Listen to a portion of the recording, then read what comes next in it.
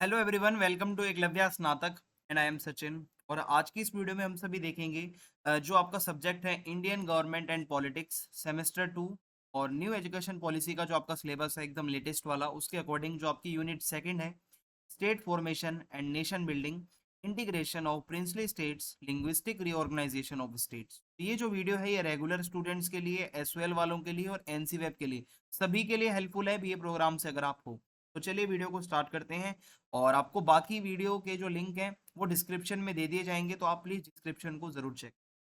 तो आपसे छोटी सी रिक्वेस्ट है कि आप इंस्टाग्राम पे मुझे फॉलो कर लें। अगर आपकी कोई क्वेरी हो तो आप आके मुझसे पूछ सकते हैं। और अगर आपको पीडीएफ नोट्स चाहिए तो आप हमारा टेलीग्राम चैनल ज्वाइन कर लें। एकलव्य स्नातक वन हमारा टेलीग्राम चैनल है, यहाँ पे आपको पीडीएफ नोट हैं वो अवेलेबल करवा दिए जाते हैं। तो अगर हम सिलेबस की बात करें तो यूनिट वन कर चुके हैं, आज यूनिट सेकंड स्टार्ट कर रहे हैं। तो देखते हैं इंट्रोडक्शन के। सो जैसे ही हमारा मॉडर्न पीरियड स्टार्ट होता है, मुगल एम्पायर का फॉल हो चुका था, ये आप सभी को पता है। जब ब्रिटिशर्स आए थे मुगल एम्पायर खत्म हो चुका था ऑलमोस्ट। और अ, आप अगर देखोगे जो हमें आज जो इंडिया देखने को मिलता है वो वैसा नहीं था पहले। पहले जो ब्रिटिशर्स ने स्टेट्स बना रखे थे वो अपनी कन्वीनियंस, अपनी फैसिलिटीज के हिसाब से बना रखे थे। जैसा आपको पता है ब्रिटिशर्स ने हमें डोमिनेट किया था बहुत ज़्यादा, तो हमारे जितने भी स्टेट्स थे कि वो अपने इंटरेस्ट के अकॉर्डिंग उन्होंने बना रखे थे। जो मैप थे या जो बाउंड्रीज थी उस टाइम की, वो ब्रिटिश गवर्नमेंट ने मतलब कोई ऐसा ये नहीं देखा था कि बहुत साइंटिफिक तरीके से सोचा हो कैसे बनाना है। बस उन्होंने अपनी ज़रूरतों के हिसाब से सारे स्टेट्स की बाउंड्रीज वगैरह बना रखी, मिलिट्री, पॉलिटिकल और एडमिनिस्ट्रेटिव फ़ायदों के लिए। जो उनको अच्छा लगा उन्होंने वो किया। इनिशियली क्या था कि मतलब यहाँ पे क्या होता है कि मतलब the areas that were included and given internal expansion were combined with someone in each of three major presidencies। अंग्रेजों के टाइम पे ना तीन सबसे बड़ी प्रेसिडेंसीज थी, उसी के आसपास के एरियाज को उसमें मिला दिया जाता। जैसे मद्रास प्रेसिडेंसी है, मुंबई प्रेसिडेंसी है, बंगाल प्रेसिडेंसी है। ठीक है, ये क्या है, यहाँ पे अंग्रेजों की मेन सेंटर थे, पॉलिटिकल सेंटर।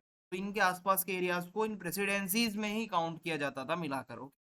तो 1833 का एक एक्ट हुआ जिसमें आगरा को एक फोर्थ प्रेसिडेंसी बनाया गया। और ठीक है, 1836 में क्या हुआ, कुछ एरियाज थे वेस्ट बिहार के, सेपरेट करके एक नॉर्थ वेस्टर्न प्रोविंस बनाया गया जिसके अंदर अवध को भी शामिल किया गया था। एंड ठीक है, और इसका नाम जो है फिर बदलकर आगरा अवध यूनाइटेड प्रोविंस रखा गया 1877 में। आज हम इसको उत्तर प्रदेश के नाम से जानते हैं, पहले ये टुकड़ों में था अलग अलग। सो ये जितने भी प्रोविंसेस बने, जितने भी स्टेट्स बने, ये क्यों बने कि अंग्रेजों को अपने हिसाब से जो अच्छा लगता था वो मिलिट्री स्ट्रेटजी अपनी एडमिनिस्ट्रेटिव कन्वीनियंस के हिसाब से वो बना रहे थे स्टेट्स को। अब क्या है, एक द मॉन्टेग्यू चेम्सफोर्ड रिपोर्ट थी। क्या मॉन्टेग्यू चेम्सफोर्ड रिपोर्ट 1918 की थी। उन्होंने ये रिकमेंड किया था कि भारत में जो स्टेट्स बनने चाहिए वो लिंग्विस्टिक बेसिस पे बनने चाहिए, जो लैंग्वेज बोली जाती है उस स्टेट में उसके अकॉर्डिंग। तो ये मैटर दोबारा से डिस्कस हुआ नागपुर सेशन जब हुआ कांग्रेस का 1920 में।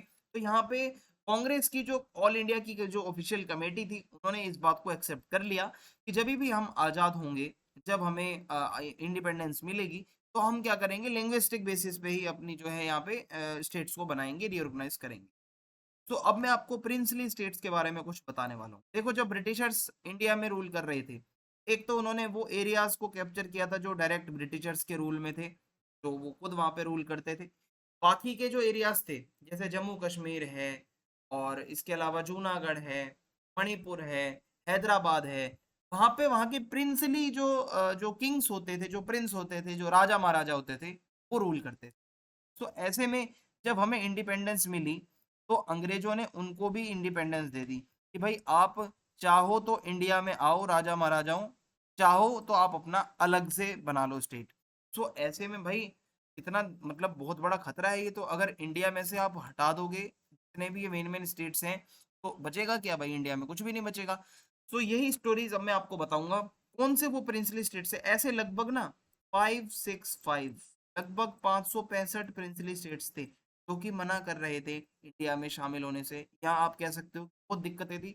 तो उस टाइम पे सरदार वल्लभ भाई पटेल ने ऑलमोस्ट सबको मना लिया था। बस चार ऐसे थे जहां पर दिक्कत आ रही थी। एक तो जूनागढ़ है, हैदराबाद है, मणिपुर है और कश्मीर, इन जगहों पर दिक्कत थी, बाकी तो मान गए थे। सबसे पहले जूनागढ़ के बारे में पढ़ते हैं। जूनागढ़ साउथ वेस्टर्न गुजरात का एक काठियावाड़ के इलाके का एक पिछले स्टेट था जूनागढ़। और वहाँ का जो रूलर था वो मुस्लिम था, लेकिन जो ज्यादातर पॉपुलेशन थी वो हिंदू थी। तो जूनागढ़ का कोई बॉर्डर शेयर नहीं होता था पाकिस्तान के साथ, बट पाकिस्तान के साथ अपनी हमदर्दी रखता था जो वहाँ का रूलर था। सो नवाब मोहम्मद खान और जो उसका दीवान था शाह नवाब भुट्टो, वो पाकिस्तानियों के साथ मिलना चाहते थे। ये देखिए ये मैप है, ये है जूनागढ़, ठीक है। यहाँ पे आपको जूनागढ़ देखने को मिलेगा, साउथ वेस्टर्न एरिया है ये गुजरात का। अगर आप देखोगे ये गुजरात का मैप है, इस तरीके से ये बनता है, ठीक है। ऊपर जाओगे तो ये जूनागढ़ था। यहाँ पे दिक्कत क्या आ रही थी, देखिए नवाब ने ये अनाउंस कर दिया भाई वो पाकिस्तान में जो है मिल सकता है वो, ठीक है, 14 अगस्त 1947 तक। तो ये पाकिस्तान ने भी अप्रूव कर दिया कि हाँ भाई हम मिला लेंगे। अब ऐसे में बहुत सारे जो और भी सबॉर्डिनेट प्रिंसली स्टेट्स थे, देखो इन राजा महाराजाओं के अंडर भी बहुत सारे छोटे छोटे राजा महाराजा होते थे जो उनके सबॉर्डिनेट्स होते थे। तो उन्होंने क्या करा, जैसे कि यहाँ पे जूनागढ़, मंगोल्स, बाबराबाद, ये जो थे ना छोटे छोटे और भी राजा महाराजा थे यहीं पे, उन्होंने अपनी इंडिपेंडेंस डिक्लेयर कर दी कि हम जूनागढ़ के साथ नहीं है, हम इंडिया में जाना चाहते हैं।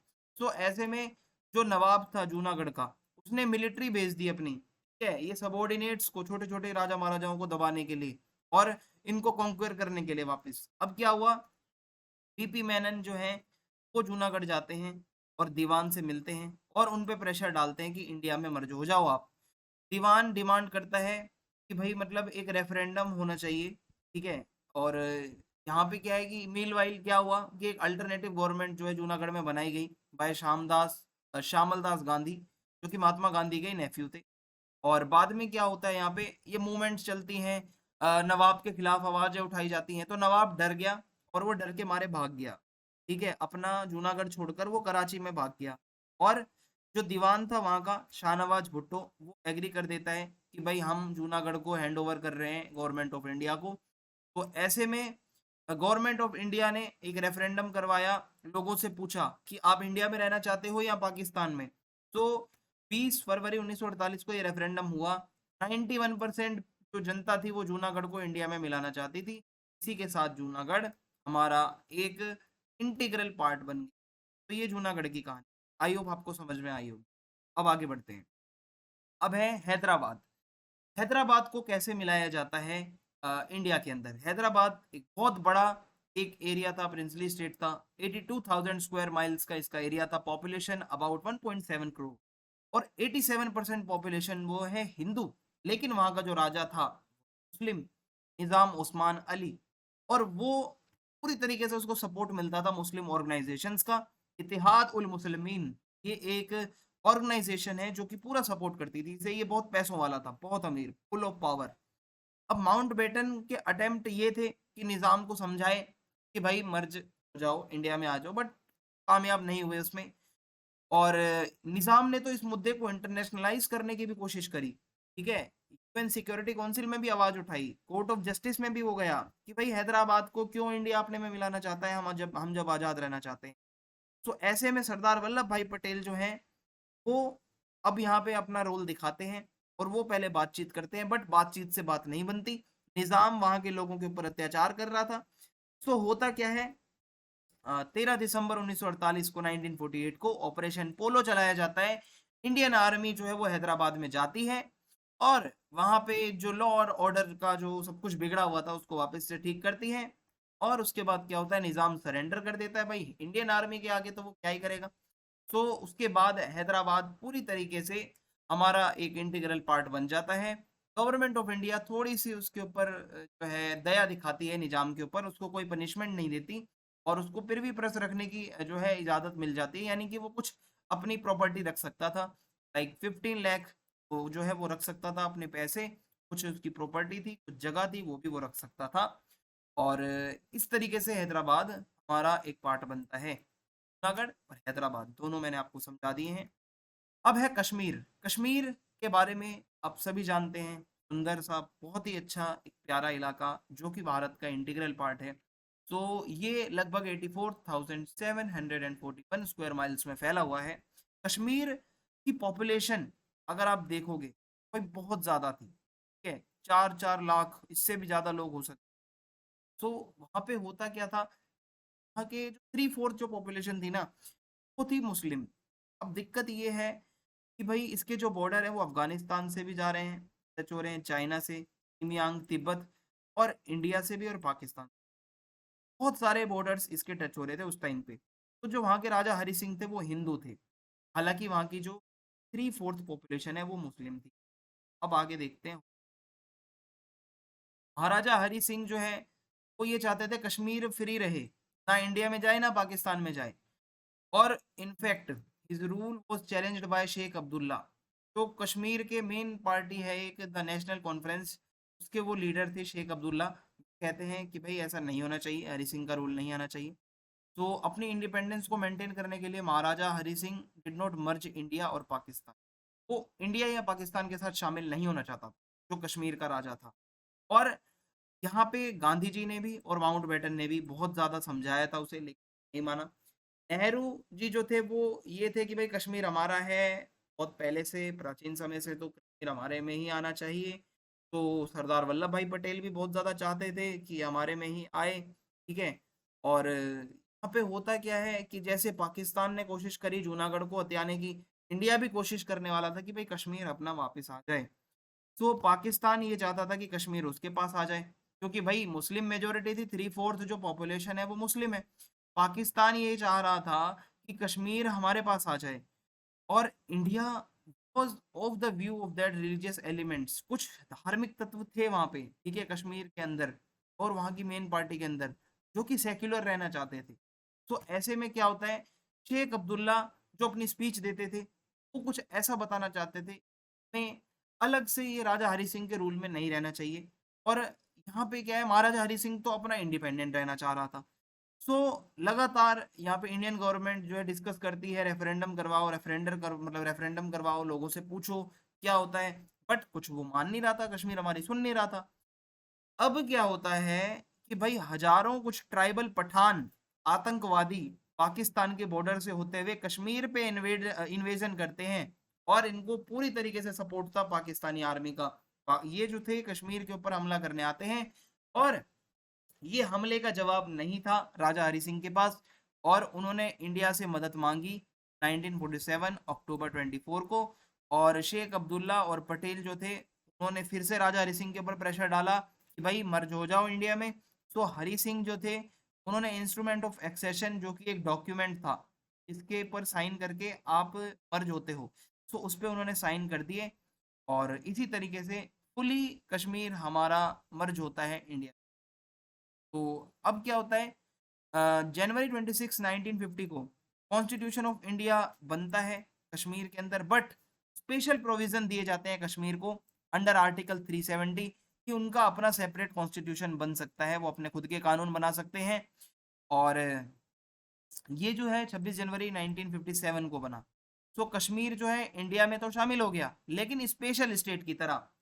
लेकिन यहाँ पे लिखा है the Jammu and Kashmir reorganisation act, जो कि 9 अगस्त 2019 को आता है। स्पेशल प्रोविजंस हटा दिए गए आर्टिकल 370 के, और जम्मू कश्मीर जो पूरा एक फुल स्टेट था उसके दो टुकड़े कर कर, देखिए इस तरीके से, एक तो जम्मू कश्मीर नाम से यूटी बना दिया गया, और दूसरा जो है लद्दाख नाम से। जम्मू कश्मीर और लद्दाख दो अलग अलग यूटी बन गए, जो कि पहले एक सिंगल स्टेट था जम्मू कश्मीर का, स्पेशल प्रोविजंस के साथ। आर्टिकल जो है 370 के साथ वो हटा दिया गया, और यहाँ पे दो यूटी बना दी गई। और आगे क्या होता है देख, formation of new states on the basis of language. Language अगर आप देखो, मल्टीलिंगुअल एक देश है हमारा जो भारत है।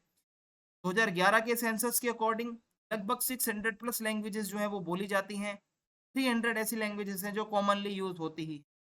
Language which is not only associated with identity but also the names of, देखो लैंग्वेज के बेसिस पे सिर्फ आपकी आइडेंटिटी नहीं होती, बहुत सारे इलाके हैं जो वहाँ की लैंग्वेज के ही वजह से जाने जाते हैं। जैसे लाइक पंजाब है तो वो पंजाबी की वजह से फेमस है, हरियाणा है तो हरियाणवी की वजह से फेमस है, गुजरात है तो वो गुजराती की वजह से फेमस है। तो यहाँ पर language is very important. Independence के बाद एक डिमांड लगातार चल रही थी, स्टेट्स को दोबारा से बनाया जाए लिंग्विस्टिक बेसिस पर। पार्टीशन के टाइम पे बहुत प्रॉब्लम आ गई थी इंडिया के सामने, सोशल प्रॉब्लम्स थी, इकोनॉमिक प्रॉब्लम्स भी थी, पॉलिटिकल भी थी और एडमिनिस्ट्रेटिव प्रॉब्लम्स भी थी। तो ऐसे में पहले तो कांग्रेस जो है नागपुर, जो उनका अधिवेशन हुआ था, जो मीटिंग हुई थी 1920 में, उन्होंने खुद सोचा था कि लिंग्विस्टिक स्टेट्स बनाएंगे।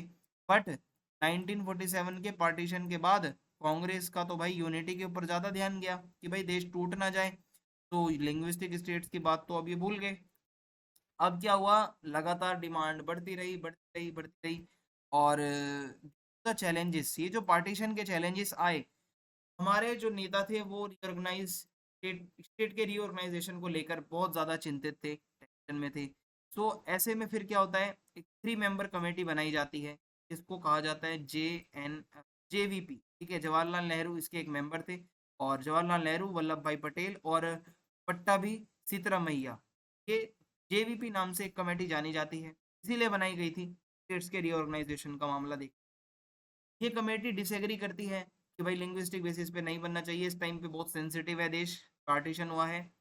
फिर क्या है, धार कमीशन बनती है, जो कि सजेशंस देती है कि भाई सब कुछ कैटेगरीज बना के देती है स्टेट्स की। एक तो कैटेगरी ए है, इनमें उन स्टेट्स को शामिल किया गया है जो कि गवर्नर्स और ब्रिटिश पीरियड के अंदर जो गवर्नर्स वगैरह थे वो रूल करते थे।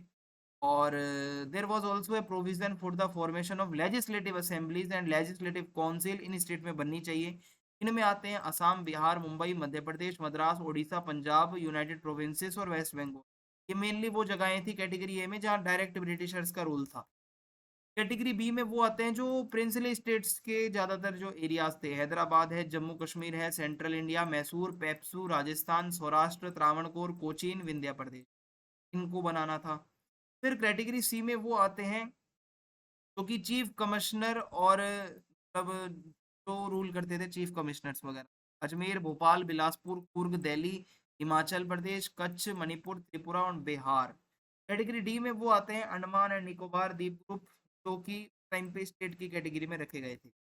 सो ये जो डिविजन्स करे थे, ये लोगों को बिल्कुल भी सेटिस्फाई नहीं कर पा रहे थे। लिंग्विस्टिक ऑर्गेनाइजेशन की मांग तो उठ ही रही थी, साउथ इंडिया में सबसे ज्यादा थी। एक वहां पे फ्रीडम फाइटर थे पोटी श्री रामुलू, नाम याद रखना, आपने 12th में भी पढ़ा होगा इनके बारे में।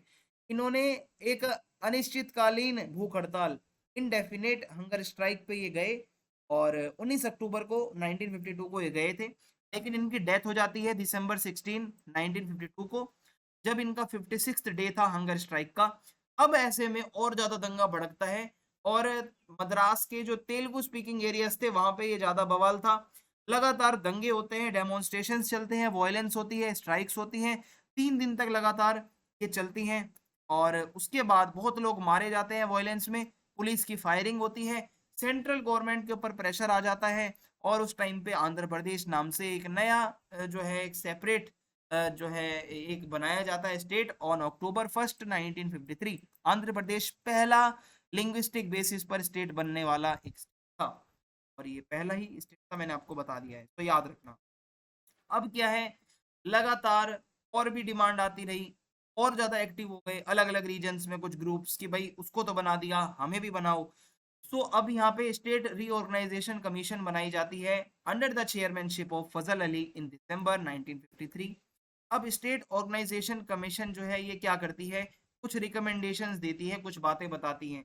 ये कहती है कि लिंग्विस्टिक बेसिस बहुत इंपॉर्टेंट है, बट इसके साथ साथ और भी फैक्टर्स देख लेने चाहिए भाई राज्य बनाने से पहले। और यहाँ पर क्या है, in administration along with economic factors और एक्सपेक्ट्स भी देखने जरूरी हैं, उसके बाद ही स्टेट बनाया जाए।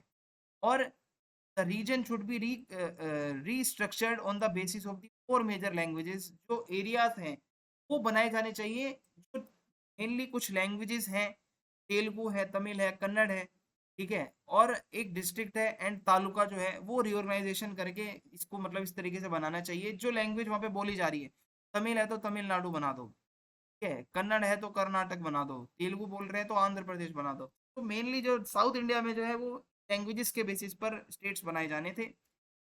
नॉर्थ इंडिया के अंदर भी जो रीऑर्गेनाइजेशन का काम था, उसमें 4 स्टेट्स के नाम आ रहे थे, यूपी है, बिहार है, मध्य प्रदेश है, राजस्थान है, should be separated from the vast state of Hindi प्रदेश। पहले हिंदी प्रदेश नाम से एक बड़ा स्टेट था, बाद में इसको क्या किया जाता है, सेपरेट करके ये बिहार, एमपी, राजस्थान बनाए जाते हैं।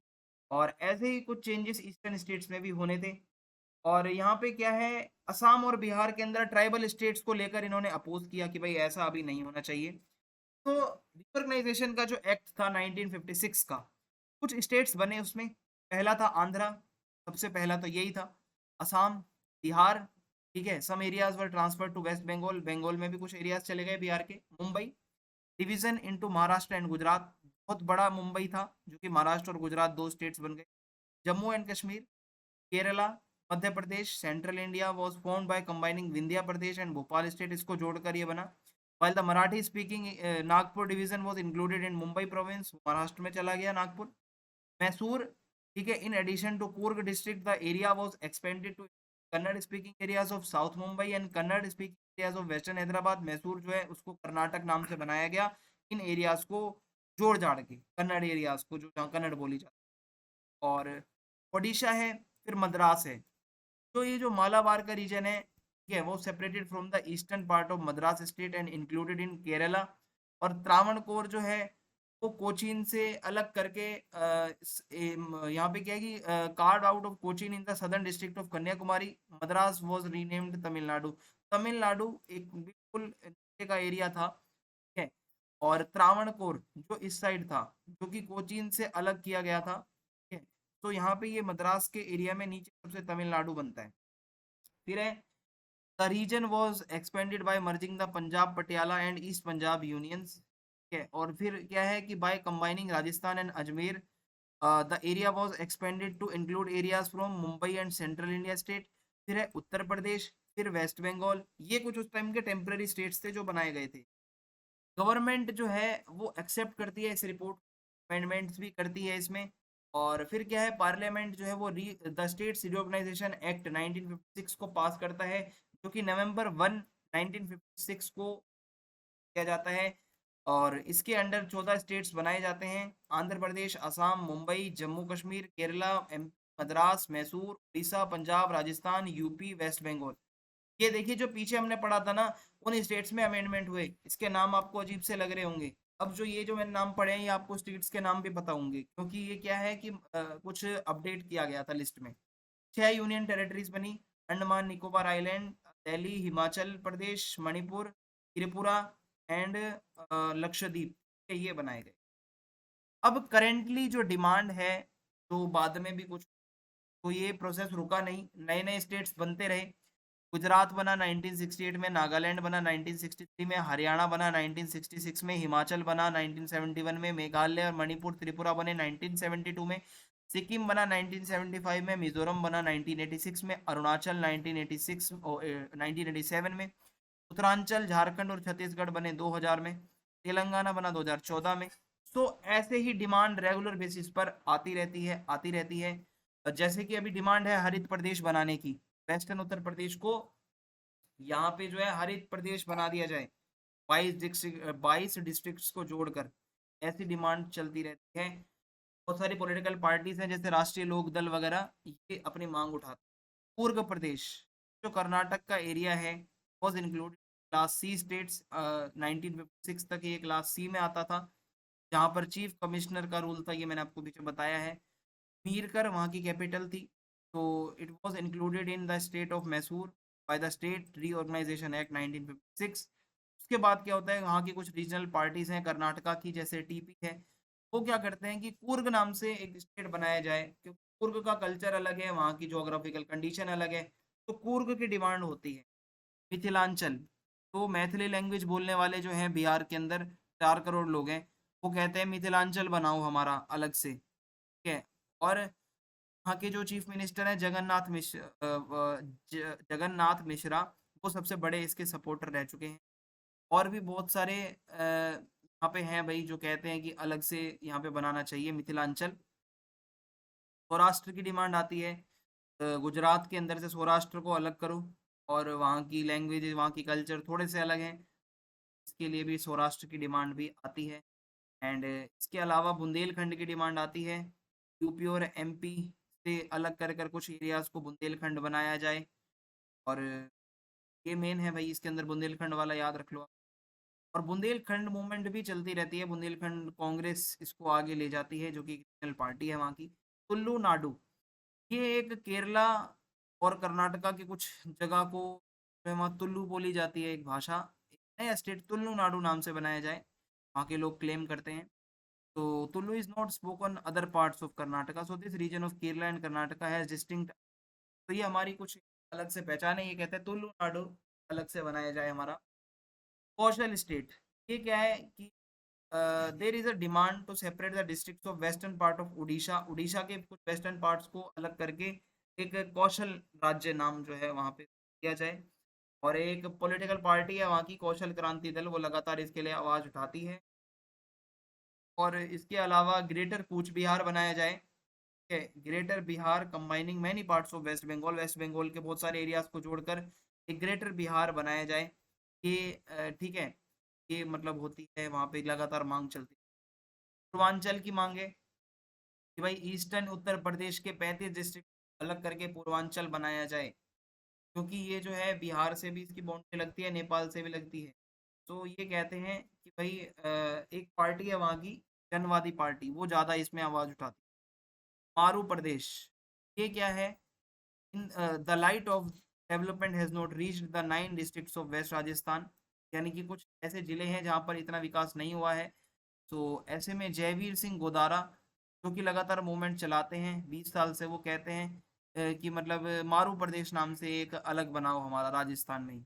विद्यान प्रदेश, ये क्या है, जब छत्तीसगढ़ बनाया गया था तो विंध्या प्रदेश की मांग भी हुई लगातार लोकसभा के जो रीवा के एमपी सुंदरलाल तिवारी हैं उनके द्वारा, ठीक है, और ये मांग लगातार चलती है विंध्या प्रदेश बनाने। ये हमारा चैप्टर था। आप प्लीज़ अपना फीडबैक ज़रूर दें, कमेंट बॉक्स में जाके वीडियो को लाइक कर दें, ज़्यादा से ज़्यादा चैनल को सब्सक्राइब करना ना भूलें। जय हिंद, जय भारत, मिलते हैं नेक्स्ट